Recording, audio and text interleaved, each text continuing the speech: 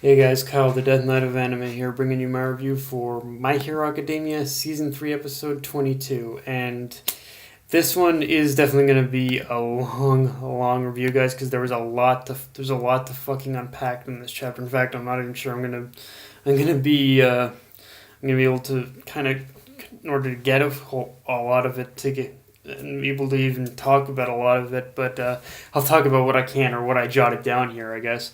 Um, so things definitely came. Let's talk about the first thing that happened at the end of this chapter, because it kind of the stuff that at the end of this chapter does need to be addressed. Like, things came to a head in this chapter, and we all knew it was coming. Like, Bakugo finally figuring out the truth about Izuku's quirk at long last. And what makes this reveal work, what makes this reveal so good, or at the very least work, is that when you look at the entirety of the series, there are so many moments beyond the Kamino Award incident that that back up the validity of Bakugo pretty much finally piecing things together. And it didn't. And the thing is, it did it in a way that shows that, yeah, he's a hothead, but he's smart and he does pay attention. And it really was like, even in the situations where you wouldn't think he would pay attention, yeah, he was paying attention. So like, even Izuku's admission all the way back in season 1 ended up coming into play here. Like, that it was pretty much at a point where where Rakugo was of course frustrated, but he still basically, even in his frustration of being defeated by Izuku, he still managed to take note of what Izuku said. So it kind of plays into that. Yeah, he is a hothead, but he still remembers shit, and he still is smart enough in order to piece things together after he's had enough information in order to go off of. And yeah, like he it like and Izuku's admission in the beginning of the season, in season 1, that was of course just the beginning of the vast variety of pieces that would eventually fall into his lap. And from there it was just, and the more pieces that he managed, and the more pieces of the puzzle that he managed to get a hold of, it was pretty much it was the more that he managed to finally kind of, he that things finally started making sense, until he said, yeah, you're basically you're pretty much the person who has, you're pretty much All Might's successor, or the one who's inherited All Might's quirk. So yeah, it's funny how looking back on, it's funny how much of a part the previous seasons have actually played in this one, in this one season. So yeah, in this one season that culminates in him figuring things out. And and and of course, from what I see, like, the next 2 episodes are released are going to be hype. Like, this episode as a whole, it was a bit of a slow. It was a bit of a, we got a lot of reveals, but it was kind of it was a very slow burn that was leading up to pretty much Izuku being revealed. Pretty much Bakugo kind of revealing Izuku, but yeah, but there's still so much to talk about, so let's move on. Uh, and of course, this episode pretty much marked the end of the provisional license exam, with Bakugo, Todoroki, and Inasa failing the exam, which of course that also played into what Bakugo was feeling too. Like, it just added to Bakugo's what's probably going through Bakugo's head right now. And with Bakugo, Todoroki, and Inasa failing the exam, I the thing is, with this arc, I'm not a dummy. I've seen my dislike ratio. I've seen I've seen the dislike ratio, and a lot of that just comes from the fact that I have tried to defend this material as much as I can, but I wanted to wait until this moment to say it. While the anime overall has done certain things better than the manga, revisiting this material has kind of made me realize it's basically that this whole arc has kind of been basically the equivalent of the Davy Back fight arc in One Piece. It had some cool character moments and introductions, that I'm sure will come into play later, but the rest itself did feel very fillery a lot of the time. Hell, I think I could be I could be wrong on this. Correct me if I'm wrong, but I think basically all the other manga readers like myself can correct me if I'm wrong on this, but I think I think ev- I think this is an arc that even Horikoshi himself admits he struggled with when really when honestly looking at this arc as a whole, there's actually a lot. There's actually a lot of easy ways in order to fix this arc. Like a lot of the problems that Horikoshi created with this arc are very easily fixable. The like if he just added more moments like the upcoming Bakugo versus Izuku fight and Inasa and Todoroki stuff and integrated them into the arc itself, it might have turned out better. But it's one of those things where I can also understand as to what Horikoshi was at the very least he was trying to achieve with this arc. I think I think this is one of those arcs where to Horikoshi it was kind of it was an in canon filler arc that just kind of that was kind of necessary in order to set up the future. I think the future of the story in a way. So yeah, it's one of those things where the arc itself is problematic, but I can see what he was trying to do with it almost. I guess you could say, um, and and the reveals just don't stop with Bakugo. Like, we also get a major reveal in this episode that Toga had impersonated Kami during the exam in order to get a hold of Izuku's blood by way of her transformation quirk, which of course she needs to ingest blood in order to transform.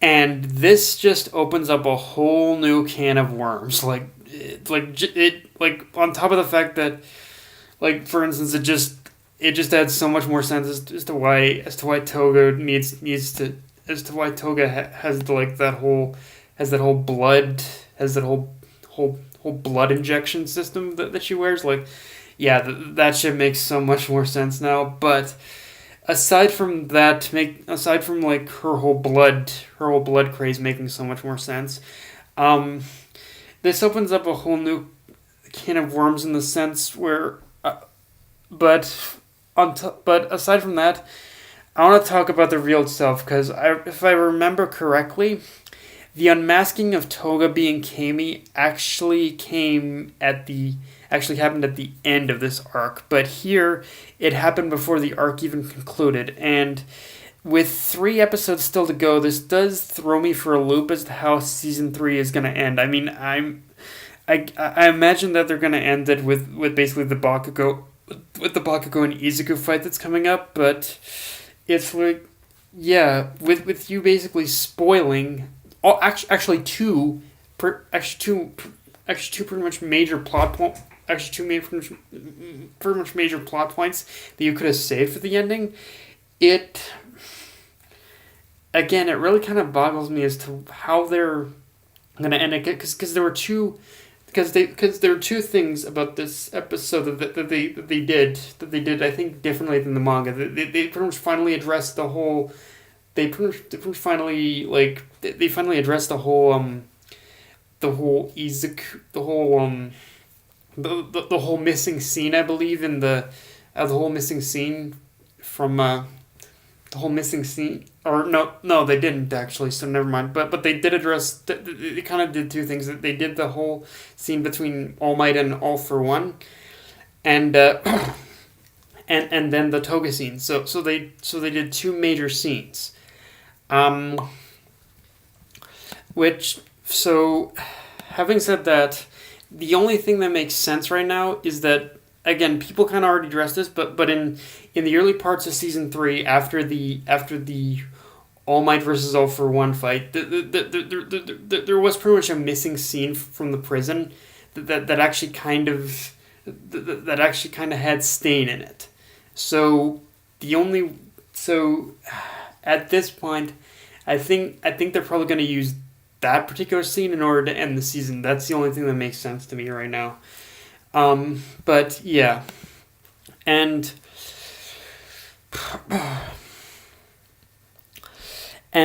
but but going back to the toga scene for a minute, yeah, sorry, I kind of got lost track there for a second. Going back to the toga scene, I will admit, in the way they handled the toga scene, just kind of having it happen here rather than at the end of this season, I will admit that's kind of the one scene that was that's one of the few scenes for sure that was definitely handled better in the manga than compared to the anime. Like the anime, it was definitely underwhelming a little bit compared to the manga. Now, as far as now I've ranted and raved a bit too much about that, but now onto the implications of what Toga's power plus her possessing Izuku's blood mean. I mean, yeah, we're all thinking the same thing, that her being able to transform into Izuku is like the worst case scenario at best and a code red problem at worst. Although, like, the major hiccup I can see with this is Izuku's power itself. I mean, it's taken Izuku just this long to get a decent enough grasp on it, so if Toga even attempts to use One for All, she's gonna fuck herself up majorly. That has to be the case, unless, like, although again, this is actually kind of one of the things that is still kind of like a growing debate about it. If Izuku, if she transformed into Izuku, would she even be able to use One for All, since it's basically a power that's passed on, that needs to be kind of willingly passed on. So yeah, I almost wonder if this is going to be a situation where, even though she can transform into Izuku, I don't think that she'd be able to use his power, since he didn't willingly like pass a part of it on, I guess. And I think that actually was addressed too in season 2, from what I remember. So yeah. But knowing this does, but putting the whole thing of whether or not she can pretty much inherit Izuku's power aside, this does definitely feed into the theories of who the spy might be, because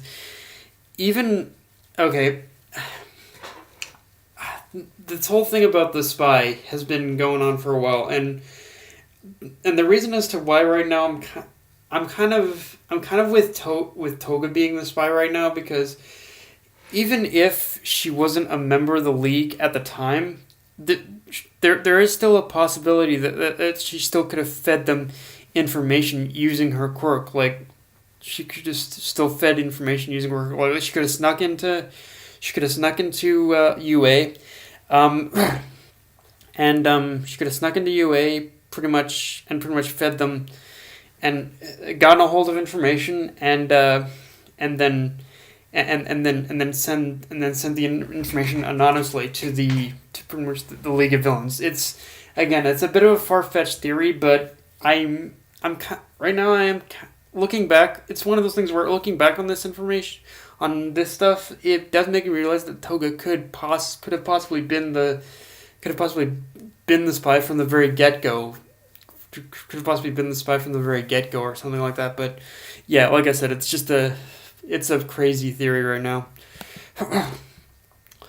Also, I'm not going to give away spoilers, but as someone who is reading the manga, there is an eerie uncomfortableness to the conversation between All Might and All for One, specifically with how the latter was basically talking about the actions of the villains beyond just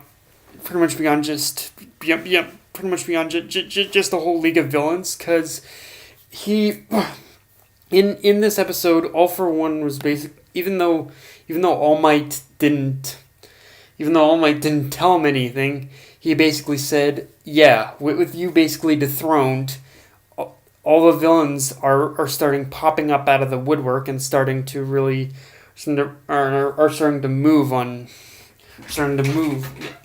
to make movements in order to regain power that All Might had suppressed. So this, and that and again, without giving spoilers away, that is kind of what's going on in the manga right now. So it's just eerie in order to kind of see, in order to hear All for One say that, and for it to actually kind of be true.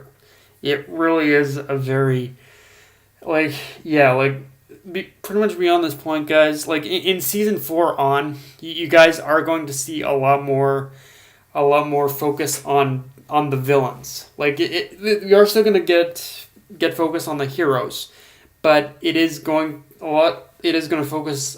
It is going to focus a lot on the villains as well. So, yeah, take that for what it is, I guess. And it's I I also like how that moment of them talking shows that in the end, even though he was defeated, All for One basically claimed victory in the end by both causing All Might's retirement and having raised so far the stronger apprentice. Like Izuku is strong, but on an influence level, pretty much we can say that that pretty much the League of Villains that Shigaraki holds more power when it comes to influence. So yeah, and the only hitch, in however probably in All for One's plan was that I don't think he expected All Might to survive. I also like how All for One admits that as much as he tried to fight the conformity of the world and human nature itself, there were still some things that he couldn't help but help but to conform to, and taking Shigaraki under his wing was the one of those times, while also allowing his legacy to live on. Like he did a lot of things that we basically see as just him being human, I guess you could say. And now one thing I will say against the episode, and I did kind of have this feeling in the manga too, is that there is a bit of a convenient aspect of the whole 3-month test that'll give those who fail the second chance to pass, but it still does tie into the theme of how desperate the world is to maintain the peace after All Might's retirement. So in that way, it still works, and I do like how, keeping in the theme of these hero licenses being provisional, I like how that there is actually like a limitation of what the students can do. Like like in the case of these provisional licenses, what it really is that it really just gives the students pretty much a bit of an excuse for basically self-defense, I guess you could say. Like if they're, and they can really only act if they themselves are caught in the middle of something. So it's more of a self-defense pass, while every other time that they still have to be granted permission by an actual pro hero in order to go on like actual missions and whatnot. So yeah, in that sense, it isn't, I like, so in the sense that there is still limitations to provisional hero licenses, which I like. And yeah, guys, that's kind of all I got for this review. Again, it's a very long review. In fact, as I'm clocking this out, this is going to be like at least 19 minutes long. So, but yeah, just tell me what you guys think of the episode. Did you like it? Did you not? What how much of what I say do you agree with?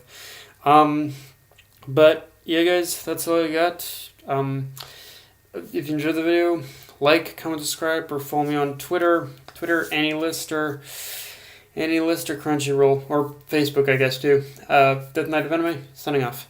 Later, guys.